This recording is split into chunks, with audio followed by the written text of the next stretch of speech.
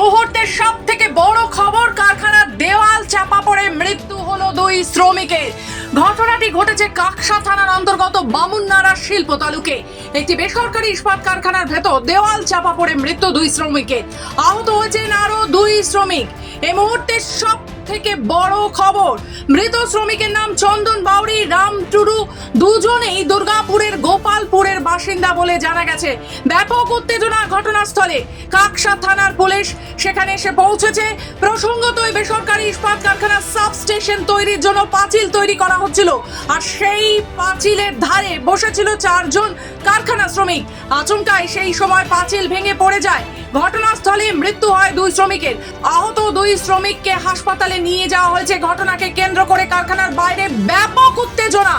এই মুহূর্তে সব থেকে বড় খবর, কারখানার দেওয়াল চাপা পড়ে মৃত্যু হলো 2 শ্রমিকের। ঘটনাটি কাকসা থানার অন্তর্গত বামুননাড়া শিল্প তালুকে একটি বেসরকারি ইস্পাত কারখানার ভেতর দেওয়াল চাপা পড়ে মৃত্যু 2 শ্রমিকের। প্রশ্ন উঠছে নিরাপত্তা নিয়ে। আহত হয়েছেন আরো 2 জন শ্রমিক, তাদেরকে হাসপাতালে নিয়ে যাওয়া হয়েছে চিকিৎসার জন্য। কারখানার বাইরে ব্যাপক উত্তেজনা। এর জন্য তো কারখানা কর্তৃপক্ষ একদম পুরোপুরি 100% দায়ী। এখানে এই যে শ্রমিকরা কাজ করে, তারা সকাল থেকে দুটো পয়সার আশায় তারা যখন কারখানায় কাজ করতে আসছে, এখানে সেফটি বলে কোনো জিনিসই নেই। এই সেফটি জিনিসটাকে যদি কারখানা কর্তৃপক্ষ বা লোকাল ইউনিয়ন সমস্তভাবে তারা চেষ্টা করেছে, কিন্তু কারখানা কর্তৃপক্ষ কোনোভাবেই নজর নেই এদের শুধু একটা ইচ্ছা, কী করে আমরা মুনাফা করব, মুনাফা এদের প্রধান লক্ষ্য। বলতে এখানে একটা পাঁচিল হয়েছিল, পাঁচিলের ধারে আমাদের কিছু কন্ট্রাক্টর লেবার কাজ করছিল, ড্রেনের কাজ করছিল।